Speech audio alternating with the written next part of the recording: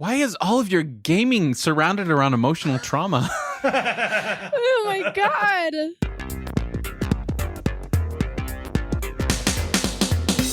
Hello, everyone, and welcome to Irenicast. I'm your host, Jeff, and with me, as always, are my co-hosts, Mona and Alan. We are post-evangelical ministers and theological thinkers grappling with our place in the progressive Christian world. Thank you for joining us for another conversation on faith and culture. This week, we are going to be talking about video games, not only for our conversation, but also for our segment where we will share our personal insights as to what we believe to be the greatest and worst games that we've ever played or heard of or whatever. But for the conversation, we're going to be talking about some of the perhaps moral and spiritual implications of video games and even maybe the demonizing of the medium itself. So let's do it. Let's get into it. Doesn't it feel a little bit weird to talk about this given all the crazy stuff that's going on in the country? In the world. It feels kind of nice. I'm not going to lie. It feels Taking nice. a little bit. Take a little Jeff, bit you of a break kinda with us and talk chuckled. about games. Right. Jeff, you chuckled when you introduced this subject a little bit. I heard it under your breath. I heard it. It wasn't a chuckle like, I can't believe we were doing this. It was a chuckle like, man, it's nice to be happy for a second. Oh no. This reminds me, like this, I really wanted to talk about this, and it reminds me of the episode on aliens where Mona's like, you're going to have to convince me that this is an important subject. And I was like, I swear it is. Okay, and that's I like love my video favorite games. episode. Yeah. I love video games, but yeah, you're going to have to convince me how we can talk about the theology of video games, I suppose we could say. Can we honestly think of one episode where we went into it thinking, I don't know about this, and then didn't end up being like, wow, that turned out pretty good? Yeah, like when Alan convinced us to be vegetarians. That was really good. And I still eat less meat because of it. I'll have you know, you've saved tons of water because of your influence. I've saved lives. You've saved lives. I think this is an important topic just in my mind for the fact that I believe for the past 20 or 30 years, as the video game industry has gotten so massive and such a big part of our culture, faith communities have got it kind of all wrong, especially the evangelical community that I come out of. And I have like a whole bunch of reasons for why I think that. But I think that's just a part of the conversation. There's a lot of little things we can talk about, little nuances. Wait, what do you mean they've gotten it wrong? Yeah, what do you mean? Gotten it Alan? wrong? Explain to us. You guys ready for this? Teach us. You ready Yeah, for your mind I'm to ready. be blown? Yes. Please. Up, You know up, that, down, like, down, you- left, you know- right, A, B, You know that A, B. GIF where the guy like puts his hands up to his head and he like lifts his hands up and there's like an explosion by his forehead? That's what you're going to feel right now. You're going to feel so like enlightened. you're going to make our minds explode. Your minds explode. Here's what it is. I think the things that beset evangelicalism in general, the way that they conceive of like mission and their work in the world, are duplicated in the online or in the gaming communities in the world. So for instance, Whoa, what? for instance, the way evangelicalism has seen missions work for so long is you go into a different culture, you invalidate that culture, you bring yours as if it were the gospel, and then instead of like going to be there in partnership with the good things and the work that is happening already in other places where God is already at work in other cultures and religions, and it's like a colonialistic attitude, and you go into a space, you ask people to leave their worlds to join yours, and you make this like little disconnected community. And I think that has happened with video gaming on so many different levels. Like if you go way back to the days of Doom, like in the 1990s, you see all of these. Wait, like, you're Christian just for companies. clarification, you're talking about Doom Yes. the video game, not that the 90s were full of Doom. Right. Right? Yes. Okay, I just wanted the to video game clarify. in the 90s. Right. Like a little 8-bit stuff, and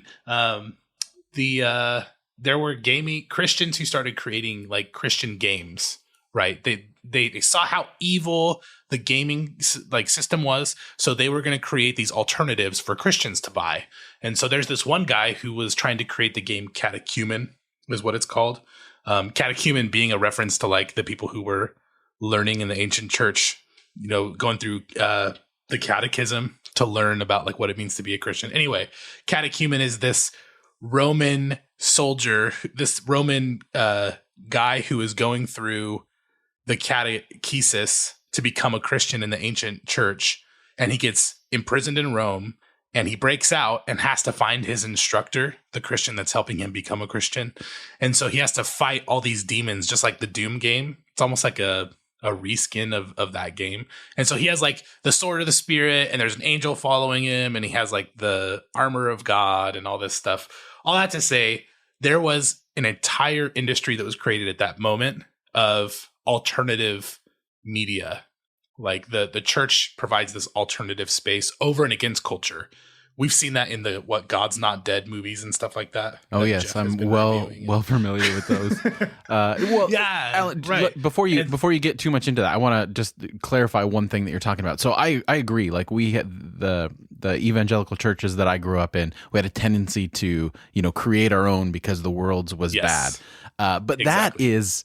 What's interesting to me is that that's not a bad motivation, but it's misplaced in the sense that all they replaced Doom with was another violent video game that just happened to be based on angels and demons. But there's a positive side of that. Like, it's not just angels and demons. You literally kill demon-possessed guards. True. Like, that's your job. Okay, but But aside from that, like the motivation that happened that's a good result of that is another Christian who came up with a game that wasn't like for the sense of Christianity, but took that first-person shooter perspective and created Myst. And instead of using like guns, and they used things that were actually beneficial and created one of the greatest games of all time. Thank you for stealing my thunder, Jeff. Oh, sorry. I appreciate it.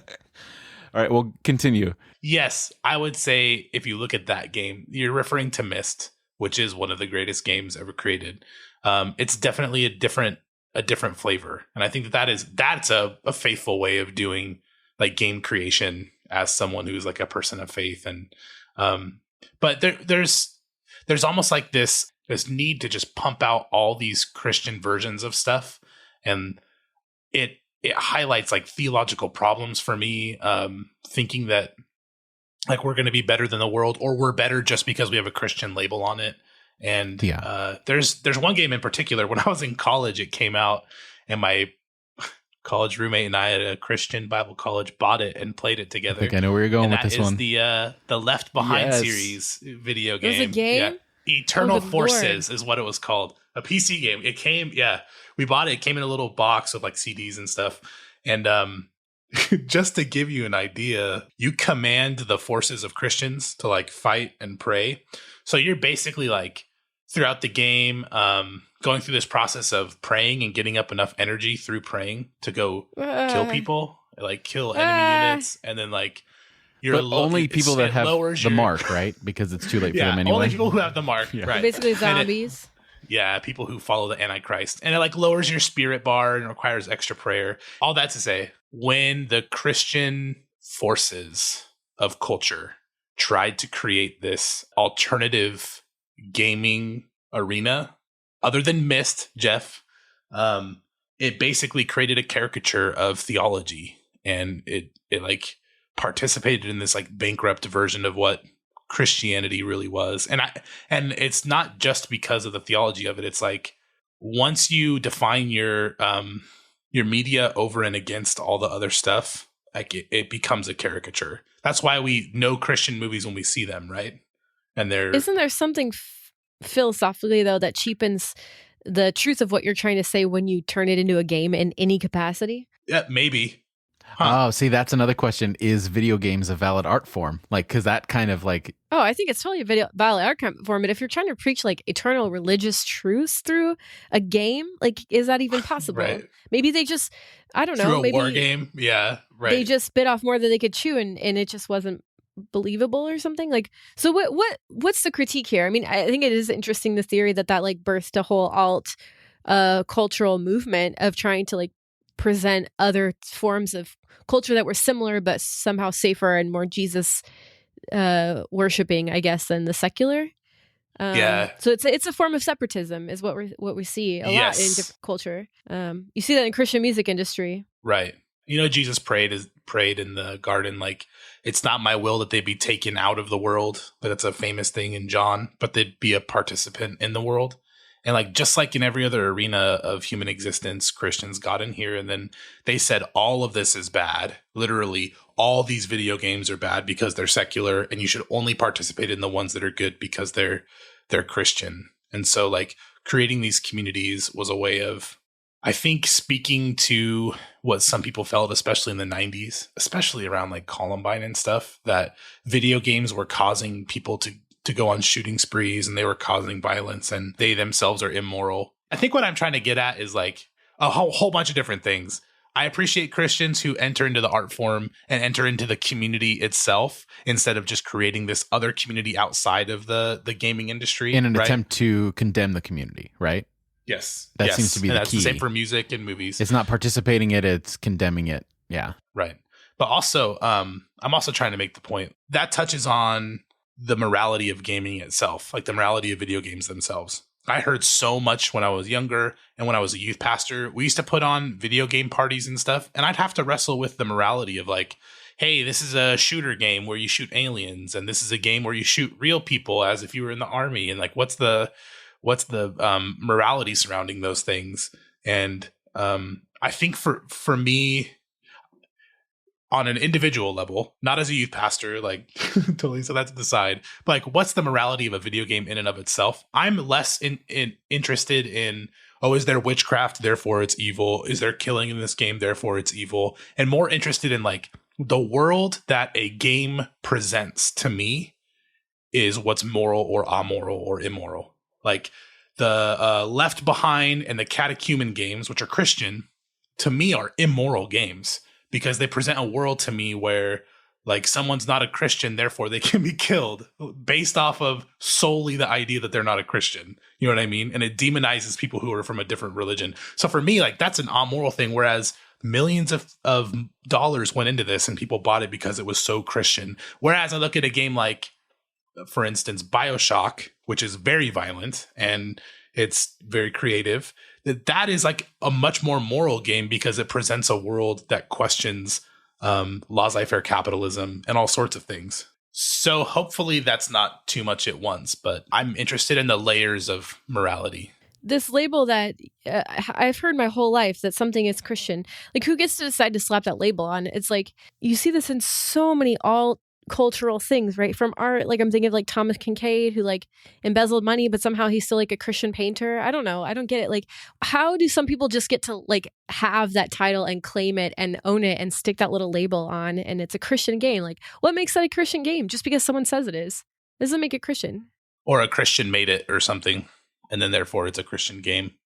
I think what makes you allowed to label it that is the community that you're a part of. Like, yeah, because you could say the same thing with any genre of music. Like, what makes punk music punk music? Well, the punk community decides that we accept this as that. So, if within the Christian community, if they say this is a Christian thing and people are on board, I think the validation alone gives it that label. There's no singular Christian community, just like there's no singular Christian party or no singular Christian. True. Like, it's not a monolith. Like, I was talking to a friend of mine who's conservative and was like, I don't know what happened to the Republican Party. It's supposed to be the Christian party. And I'm like, there's like millions of Christians who vote Democrat. Like, where did this come from that we just get the Christian sticker?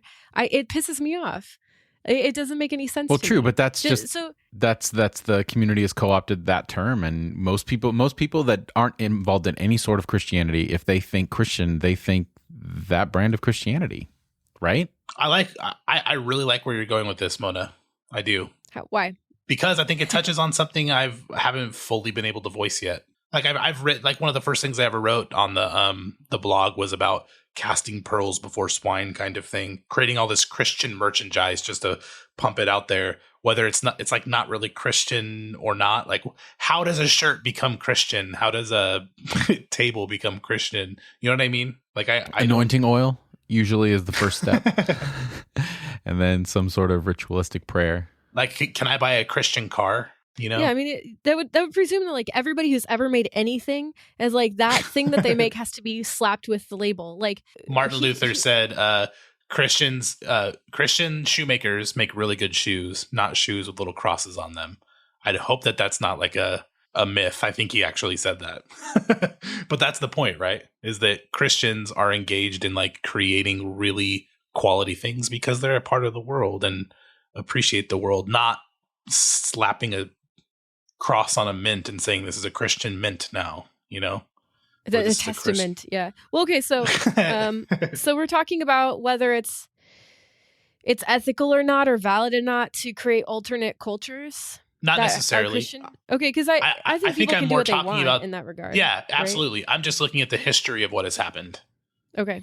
I'm looking at the history of the development of video games and stuff. And so the extrapolation of creating alternate video games, once it became an online like revolution and people started spending time online and talking to each other online, there was like the birth of alternative communities online of Christian gamers. And so there's like thousands of Christian clans and soldiers for Christ and this and that play video games regularly together and have their like little Christian clans and engage in missionary activity. And it's funny that like the church or scholars or theology doesn't really have access to this world because it's been passed off as something that's not even real. You know, it's for nerdy loner kids or whatever. But now that there's millions of people involved, like this is an interesting psychological and theological area of study for me, I think. And I'm not entirely sure how I feel about all of it. It's more like I kind of wanted to talk about this out loud so that I can arrive at different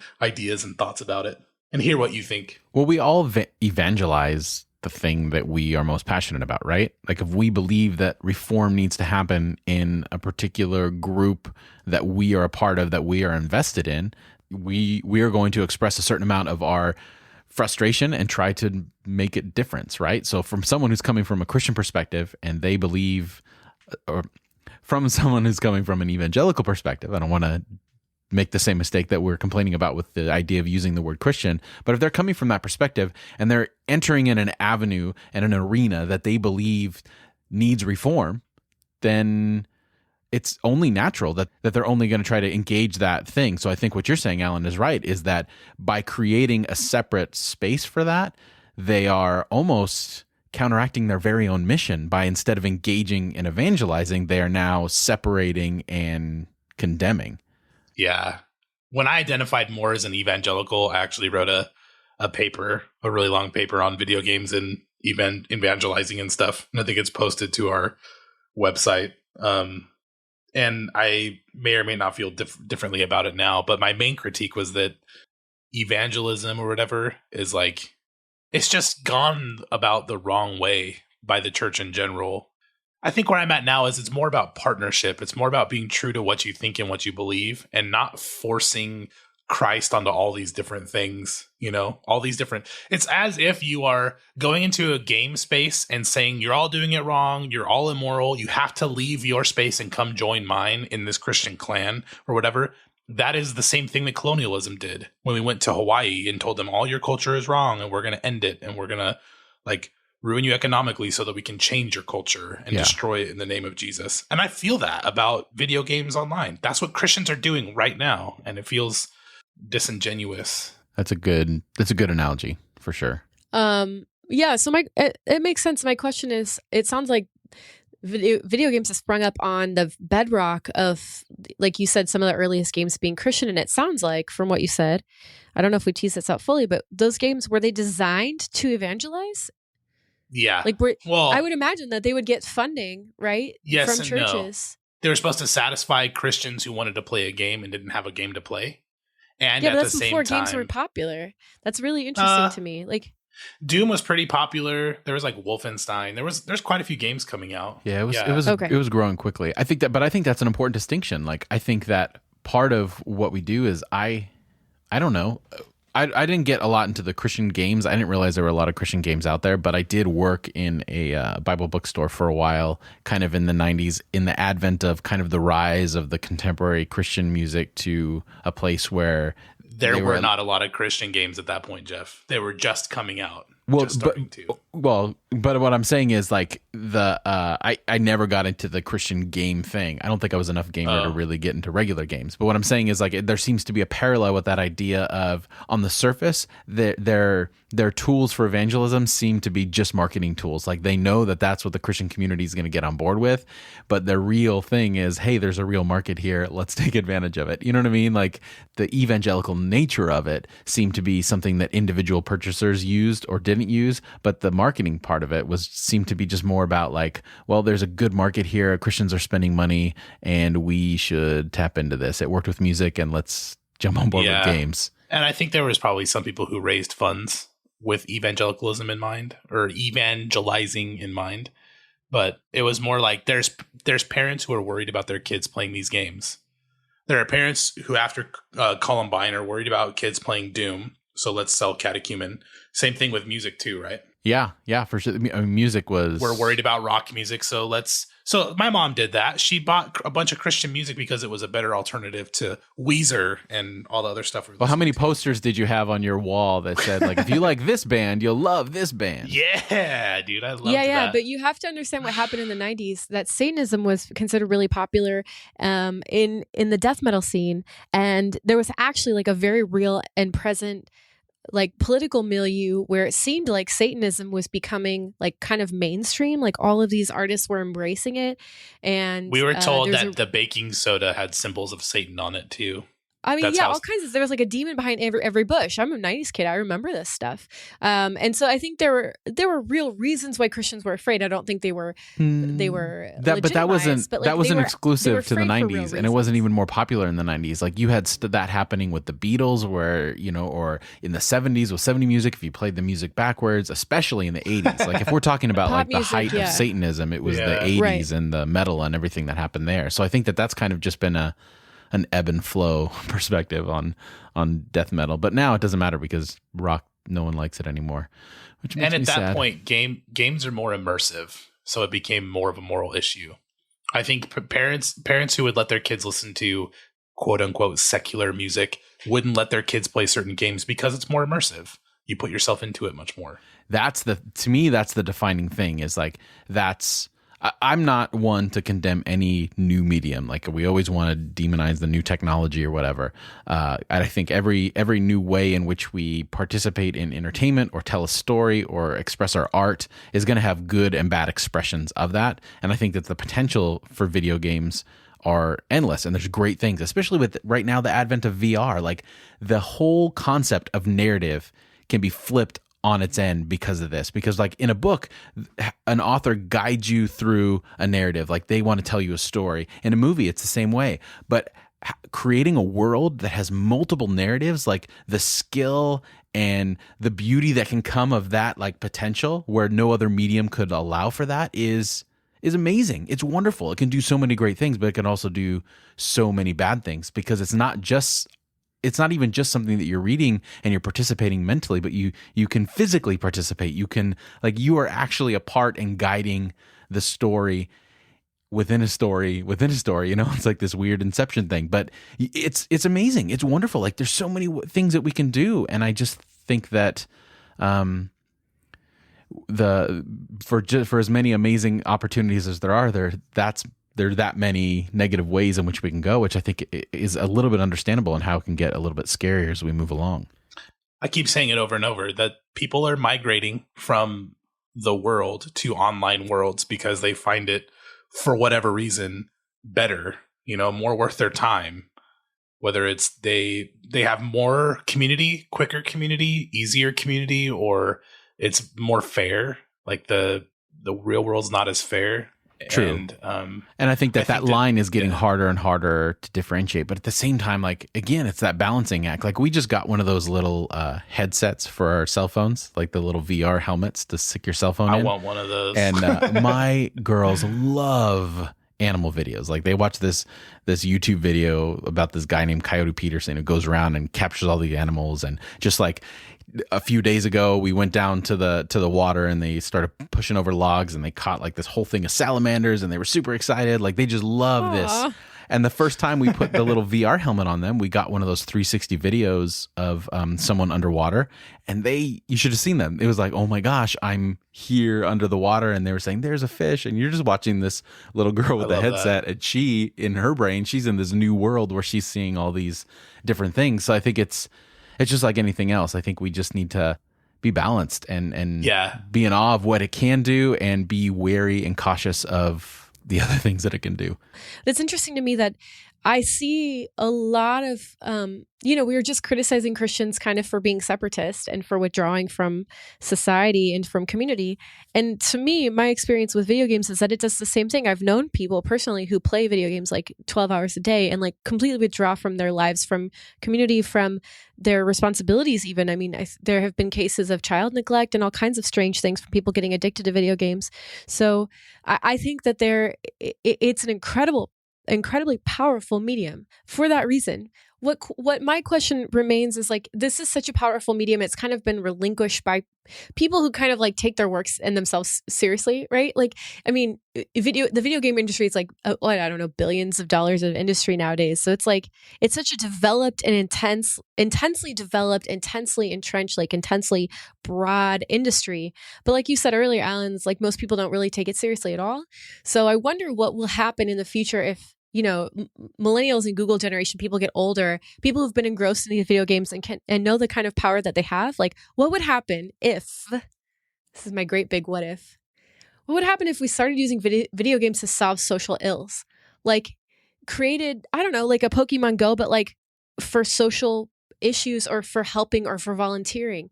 Like there's so much potential to gamify certain social problems. I don't know, balancing the American budget. What if you gamified it? I mean, not to make it legitimate, but to use it as a source of information to try to like crowdsource different solutions.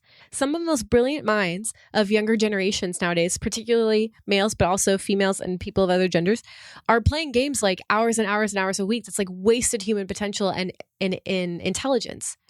That's not wasted, but it's like not to deride or shame people who do play video games, but it's like it goes nowhere, right? It doesn't like produce anything effective in the world. In the world of the video game, it's like highly effective, but outside that, it doesn't do anything.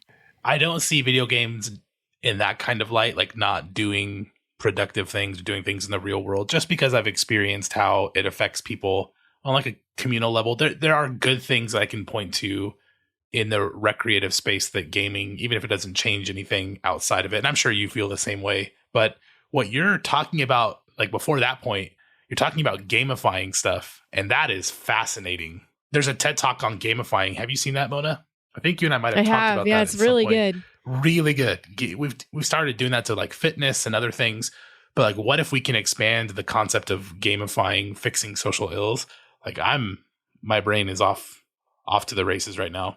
I'm trying to like see all the ways that can be applied, because I think that's okay. One real life example that I recently saw, when one of the airplanes went down, I forgot which one it was, but it went down in the ocean. They were looking for it and they didn't have the manpower to look at all the satellite imagery. So they created websites where people could go and like search for it on the website imagery, looking for like scraps of the plane, and they could like geotag stuff just from their computer, just as if you were playing a regular video game, but you were helping in an international search effort. Stuff like that. Like there's so much potential there for that.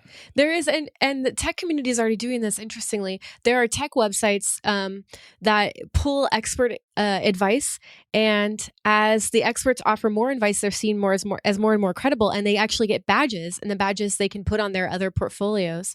So it's like a way to like level up, just like video games. Like they're borrowing the concepts, but what happens is they end up pooling massive amounts of helpful information from tech experts. So that pool of data in the website well exceeds any one person's knowledge, and people are doing it for free because they have the incentive to get something out of it. That's not a typical form of currency. That's brilliant.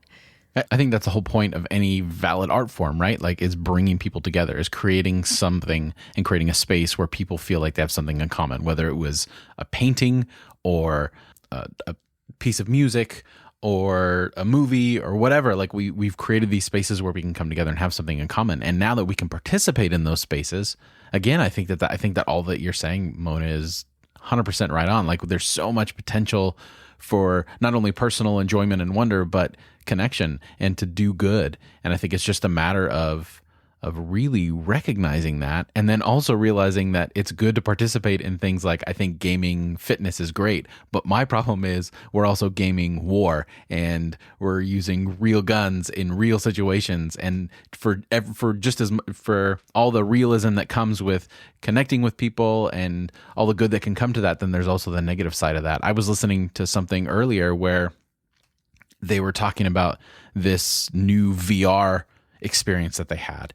And it was someone who was white, and they put on the VR machine and for the first time saw what it was like to see themselves as a person of color, and how that for that person, it was this profound moment of, oh my gosh, I now have like a literal lens into at least a part. It's not a full, I don't ever want to mistake it for being a full That's thing. That's freaking but like, crazy. Right? That's so like, controversial. It really is. But for at least for that person, like, I'm not saying that that's something that needs to be necessarily normalized, but it's certainly, I guess, worth exploring to see but they were also doing it in the same room with someone of color, because they encouraged them, I want you to see yourself like I see. And it was the way they described this moment, it was pretty powerful. So there's a lot of potential there for things that, and just like any art form, the potential is only in the creativity that we apply to it.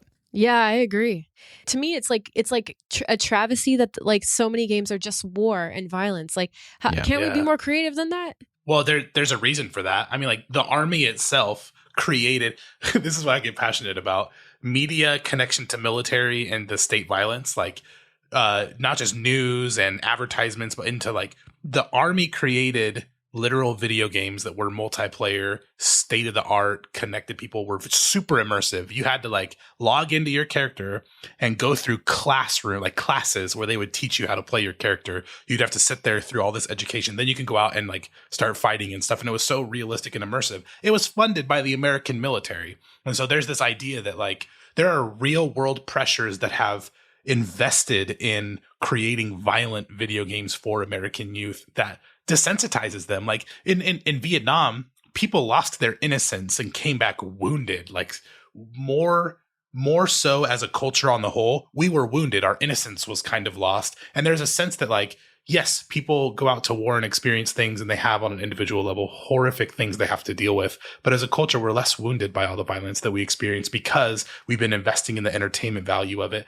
And there's an idea channel we must have talked about it on the show before, but I know Jeff and I both watched it at least. There's gun companies will send reps to the video games that are being created to make sure that their gun is well represented by the video game, that it sounds right, feels right, shoots right, that it has the correct ammunition, all those things. And there's like this back and forth play, even money back and forth play between the video games that are being created and real gun companies. So you can buy a video game and support a gun company. Right? Yeah, exactly. So if you're playing a game that has the replica of a real actual model, make and model of a gun, you are giving money to that gun manufacturer because they've licensed it. To answer your question, why are all those games? I don't think that should be legal. I know. I don't think so either. I don't. Why are all those games coming out? It's got too much influence on kids. Yeah. Because there are people that benefit from it. I really do believe that's the case. I don't think it's just, I think it's a part of our cathartic nature to want to like act out violence without acting it out. There's a psychological benefit for that. But I think that it's preyed upon by bigger entities that benefit from that. I do want to jump back and just get back to one thing Jeff was talking about. And he was talking about paintings and how creating stuff to be shared with other people is like, that's what a video game is. People put in their lifeblood and their effort, and they create this beautiful thing of art, and they invite you to experience it and come into it. But there have been paintings that have depicted war, and I would say that's a fantastic painting, or depicted violence. And I would be like, that has artistic value, and it teaches me something about humanity. And then there are paintings that depict that stuff that are propaganda, right? Like, it's a painting, but it's being used to oppress people and to present an image of the world that is supposed to narrow your mind. There is art that is intended to present a world that sort of indoctrinates and brings us into it in a subtle way that teaches us things, that propagandizes us. Femininity in advertising over the last 30 years, 40 years in American advertising campaigns. You just look at a billboard and you see a man and a woman, the way they're standing, where they're looking, all of that presents kind of a world to us in just an instant. And we enter into that world and we accept that world kind of for what it is. That's what advertising does. It's like women are presented in infantilizing ways. Everything from how their legs are angled to where they're looking to how they're standing to how the man's interacting with them to what they're holding, all of that stuff. And it creates this world. And I think that that there are moral and amoral ways of presenting the world that propagandize people. And so when I look at a video game, I don't give a crap if there is violence or witchcraft, or all these things that we hated in the 90s. I care what kind of a world is presented. And I think that like there's some of the most quote unquote Christian or responsible games are some of the worst offenders when it comes to presenting worlds to the people that are consuming them. Absolutely. Yeah, it seems like a lot of games like promote sociopathic kinds of thinking and behaviors. Like, what's the one where you run people over? That was like people talking about that for a Grand long Theft time. Auto, right? Hey, I Grand don't Theft have Auto. a problem with Grand Theft Auto until they created a Grand Theft Auto where you literally could not do anything in the game unless you like performed certain actions. I don't know. There's one guy who tried to play it as a pacifist. But why would Okay, you? well, I why don't should understand you try that. to How- run people over for fun? Yeah. No, How there's don't a get freedom. it. There's a freedom aspect to it in that game. I'm not saying it's So good what or else bad. can you do? I'm just saying. I don't know. I've played I'm it saying before. it's bad. Isn't that what the game for? Run- if the run game from the gives you an cops. option to shoot a prostitute just because it's in your way and you could do it, like there's a difference between the open world of Minecraft where you create and the open world of Grand Theft Auto where you are engaging in like criminal activity. And I don't know. I don't think that to me that game series is part of the the problem. Anyway.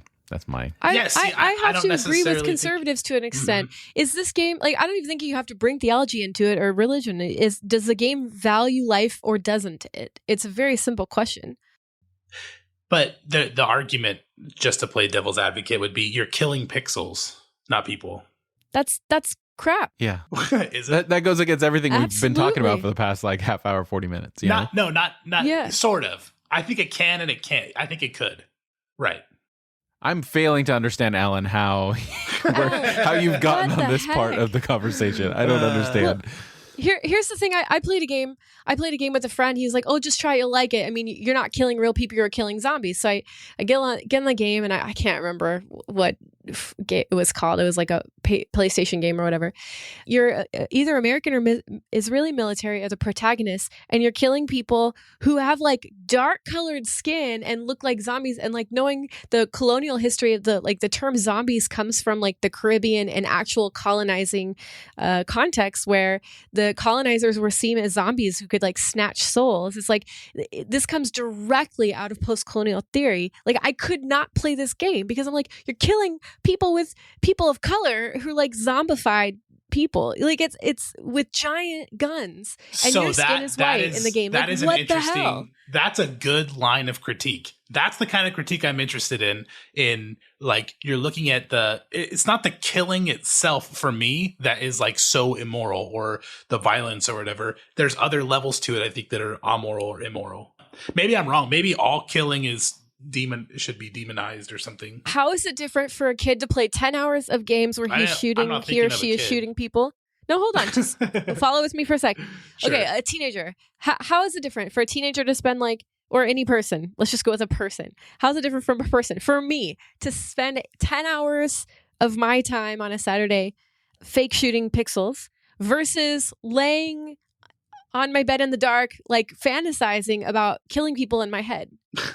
Like, I think seriously. it's very different because I've Why? done that. I've done that, and I don't. What? I've never not You've fantasized done about that? killing people. I have Okay, played yeah. video games. I Thank you have for played clarifying. video games Jesus, where Alan, people. we need to stop the conversation. No, we're not going to stop the conversation. This is good. I think there is a very different thing between playing a video game and fantasizing about violence in the real world. Like I see a Why? disconnect between those two things. I can't explain it, but I can point to you probably a million people who have grown up the way that I did playing video games like that and say, we never got confused. Never once did I feel like acting violence on someone else or have that like blurred line between reality and fiction. And in some ways, like enacting freedom and figuring out what you would do in certain scenarios is like that. I don't know. Maybe that's even a deterrent for some cases. I don't think across the board it creates violence out of people. Maybe it does for some.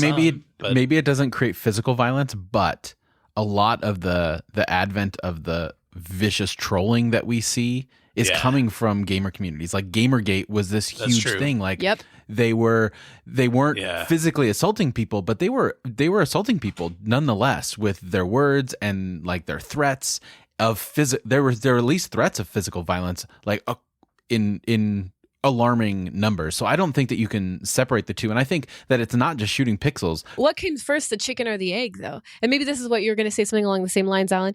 Like, are video games galvanizing these young communities, most of them young men, for the vast majority of them, who are trolling women and feminists in a really destructive, horrible way? And yes, it is tied to video game culture and like Reddit communities and stuff like that. It tends to be a lot of crossover.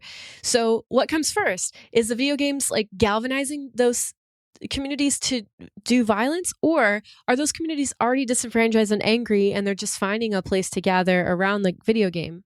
Correlative, maybe it's both, not causative. Right. I really don't think it could be both. I don't think a violent video game is making someone make a death threat against a woman. I really don't think that you can like prove that. And I don't know, I kind of react to that as I don't think that supports that.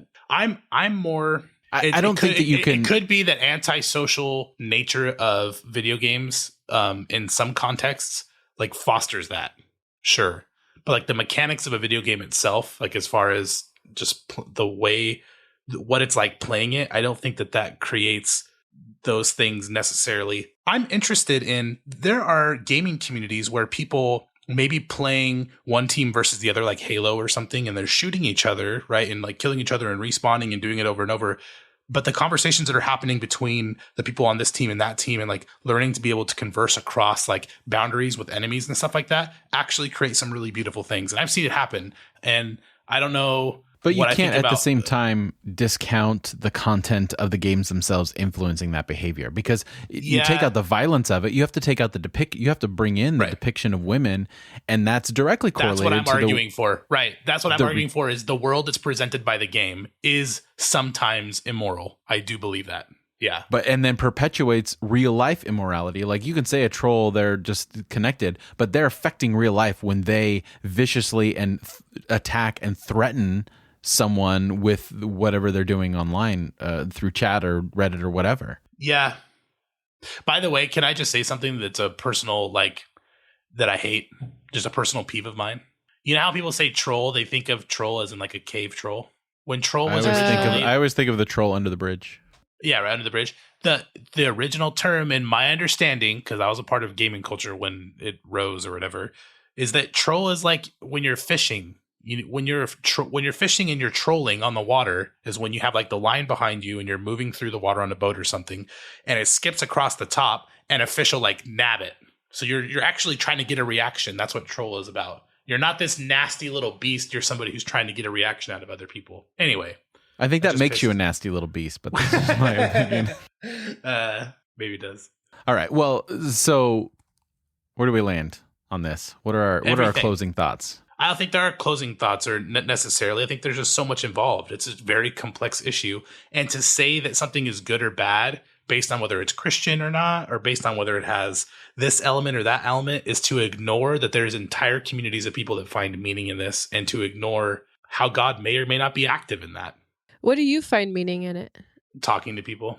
I don't play all the time. I used to play more, I think, when I was like in high school and then early college. And I'll jump back in with my high school friends. I have really good friends that will probably play, I don't even know, once a quarter or something. And just like the community that's built, not just between us. This is really personal to talk about, and I appreciate you asked that question. No, I just got excited. I want to know. That's really cool. Thank you for asking that. Sure. I think that like it's just something so freaking beautiful about you're put into an instance where it's so easy. Within seconds, you are online, you're in a game, and you are put into a relationship with a bunch of other people you don't know. And it creates a sense of community very quickly and a sense of intimacy. And then you can talk to these people, and because you have a common goal and you overcome that goal together and you like succeed or something, you have this sense of like a third place, not home, not work, whatever. That's like kind of safe sort of, it's a really weird thing about a gaming community is safe, because in a lot of ways it's not, but like, it kind of is what you make of it. And there are a lot of times where you can have some of the most deep and intimate conversations within seconds of meeting somebody. You would never experience that in quote unquote, the real world. So that's what I love about it. Maybe that's way too much too fast. I don't know if that makes sense at all. No, I think that goes to prove the whole thing is that we should never be quick to demean or throw out any medium of communication or art because someone has capitalized on the negative aspects of it. Like we can't throw out the baby with the bathwater. Otherwise, we miss out on things, so many more wonderful things that can counteract all those negative things that we experience or hear about. I don't think anyone's even throwing it out anymore. I think once moms started playing Farmville and Bejeweled or whatever those games are, Candy Crush, people stopped demonizing video games because they found something they enjoyed. But then they also stopped calling out the real things in video games that need to be called out. So I think that there's another... Maybe there are some times in life where it is like a just and holy and right thing to play Candy Crush Saga. That's right. Like you need a break. You need to take a break sometimes, or life will just drive you crazy. I think along the artistic route and the imaginative route, I think I've played some video games that are really meaningful to me personally and really lovely, and really I felt like, I don't know, expanded my world, like you said earlier, Alan. I do think that as an art form and as a form of entertainment and a quest, there's something to be said for them, you know. So I think, that's perfect. It'll be interesting to see what happens. Yeah.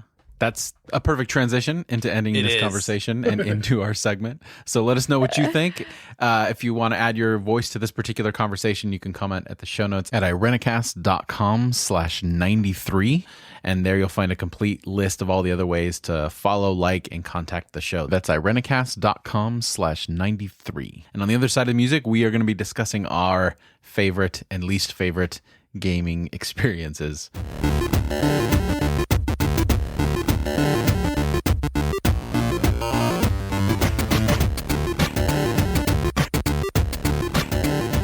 So, since we had this long conversation about the moral and spiritual and societal implications of video games, let's have the other side of that conversation and just talk about what is awesome that we have experienced and we have played, and then what is not so good. Although we may not even get to that part, because I feel like, Alan, you addressed that when you talked about the Left Behind the Left Behind game in our conversation. There's All right. those are pretty bad. You're right. So let's start. Mona. Jeff told me not to interrupt and you just dominate the conversation. I just did. Just stop. Because I get so excited about these video games. All right, just because you're that excited, I feel like I need to start. That's right. Good. I'm trolling you. Am I getting a rise? No. That's not how it works, is it? You can't just shout your trollings. I'm trolling you. No, you can't say I'm trolling. I'm trolling you. Okay, you guys, I have a deep love in my heart that started when I was 12 years old, when my best friend and I decided that we would play her brother's N64 in the basement of their house. And we started playing, around lunchtime. And we didn't stop playing or stop to eat until 8 p.m. Like my first, so Alan and I are cousins, if you don't know this, if you're new to the show. Alan and I grew up playing like 007 and stuff at Alan's house growing up, because there was 3 boys in his family and 3 girls in my family. Like we didn't own any video game systems, but we would go to the Alan's house and play with his brothers. It was super fun. So anyway, but I didn't get the bug, until I was 12 years old, playing this game for 8 hours without taking any breaks, and just got engrossed in my first game ever, which was Zelda Ocarina of Time. And it was epic and it was memorable. And to this day, I have these amazing memories of like warm fuzzies of playing this game and how great it was to be in, with my little sword and my little Hyrule shield and running around collecting bugs and stuff. So I just can't tell you how much I love Zelda games, and I played several of them. I know you're a fan too, Jeff, right? Yes. I'm going to just give mine right now. That's my favorite game series of all time. Although my Air 5, my love affair started a little bit earlier with the original Nintendo. I remember being mesmerized by the gold metallic cartridge because it stood out from everything else, and exploring every inch of that first world. The second one wasn't so good, but it's still part of the canon, so we have to accept it. But everything else since then has just been on, and the new advertisements for the new Nintendo system and the new game that's coming out this next year is it's gonna be great. Yeah, Zelda is the greatest game series of all time, hands down. Don't try to argue it. It's gospel. We've said it. That's it. I have played almost all of them, and I have to say Ocarina of Time is by far the best. Nothing even comes. I think at the time that game Sorry, I'm going to hijack the conversation. I'm just going to shut up right now because I get so excited. That game was before its time. Majora's Mask is gosh. also incredible. It is, but the Ocarina of Time was seriously before its time. There's something super magical about that game. It just for real. It's perfect. I honestly have a hard time. Burned and I was alive. I have a hard time picking a favorite. It's like picking my favorite kid. You just can't do it because they're all just. Oh, you can do it. So amazing. My favorite game. I'm gonna give because I've dipped my toe in the water of video games in the past. I'm only gonna pick my favorite game of the last couple years because there's just too many to go through. Jeff laughed at me because I had to look at lists and stuff and see what my favorite was. This is a well-researched opinion, everyone. This is me stepping back and saying I'm only going to think about... This is a lot of setup here, man. It should be because the game is amazing. In the last 2 years or 3 years, the best game that has come out is called Firewatch. Firewatch. It's this game that is like... It just is extremely emotional. And like you start out the game and there's this storyline and there's this music and it like talks about you and your relationship with your wife and like things that are happening. And you make these like little choices. You go through this traumatic experience and then you you go off into the wilderness and you're inside of this Firewatch tower to look for fires in like the forest. I know it sounds stupid, but like that sounds really weird, bro. The whole game is you talking into a walkie-talkie with this woman that you haven't seen her, but she's a part of the other Firewatch tower that's really far away, so you can see her tower in the distance, and you talk to each other, and she's like the voice of the thing through the whole game, and it's like it's one of those games that just punches you in the stomach emotionally, like really, really hard. And at the end, you're like, oh my gosh, I don't think I could do this. Amazing. Totally worth your time. Alan, the way that you describe that, so it sounds like you designed that game. Fun at all. I know. When I was playing it, I was like, this is my game. This is my jam. Some people call it a walking simulator because you're just like walking most of the time. Only you would just think walking around? A game that punches you in the gut emotionally is the best thing ever. I had a friend who was like, he's having some tough times, and I recommended the game, and he's like, I need to go see someone. Like, I need to go get help. Thank you for doing that to me. It's terrible. But for me, it's so cathartic. Oh my gosh. You should look at reviews. It's wonderful. It's a wonderful game. Okay, I do like slower games, like surprisingly the Nancy Drew games. Have you ever played them? No. It sounds really there's a whole series of computer simulated Nancy Drew games, and they function just like the Nancy Drew books. I love them as a kid. And you would think that they're like made for kids, but actually like the riddles and the mysteries that you have to solve are so freaking complicated and challenging that it takes like a long time to solve them. And they move really slowly in the sense that like you're kind of examining the whole room and you're expecting the world and you're kind of walking around and things happen at slow really pace. Familiar. It's really cool. They're really good. By the way, when you said collecting bugs in Zelda, it triggered my brain. I was like holding a jar and trying to scoop up a bug. Oh, that was the best. Yeah, exactly. And then communicating with some strange lady across towers on a walkie-talkie. Hey, don't knock that game until you try it. Oh yeah, I'm serious. If you want to mainline emotions, just do it. You're going to freebase. If you want to what emotions? Freebase. If you want to freebase emotions. If you want to like snort a line of emotions and have it go straight to your brain, play that game. It's so wonderful. Okay. Next time I need to coke emotions. Then. There you go. Yes. Worst games. What's the worst game you ever played? How about that? What is the worst game? Watchfire. Yeah, I'm going to go with... I haven't played it, Alan, but I'm going to say no, Firewatch. It's Firewatch, not Watch Fire. Firewatch. Although you do watch fire. That is what you do in the game. That's true. No, there's like there's mystery involved and like stuff's happening and there's like one or two parts where it gets a little bit scary, but it's mostly just like you walking and jogging through the woods with a... Okay. It's wonderful. It's amazing. Why can't you just do that in real life? It's set in the 1980s, by the way. So that should... Oh, that makes it better. Because you don't have a cell phone. You just have a little walkie-talkie. Yeah. All right. Well, before we move on to worst games... Oh, and by the way, wait. Before we move on to worst games, or even what you're about to say, I am legitimately renting a Firewatch tower with my friend, and we're going to go spend a weekend up in a watchtower just because of that game. Apparently you can do this. Oh, my God. They're like $30 a night. Yeah. They're all over the place in the wilderness. I'm pretty excited. Wow. Yeah. That's great. I'm glad you found a passion. Can we keep talking about our favorite games? Because I don't want to... Yeah, we don't need to talk about worst games. Talking about bad games. Because I was going to say... Why we spend oxygen on them. My I other will. favorite game is Minecraft. I'm addicted, like probably full You're on pretty addicted legit, to Jeff. Minecraft. I love that Yeah. game. It's so great. This open world. It's basically just like video game Legos, and I can't do the graphics. I wish I want to like it.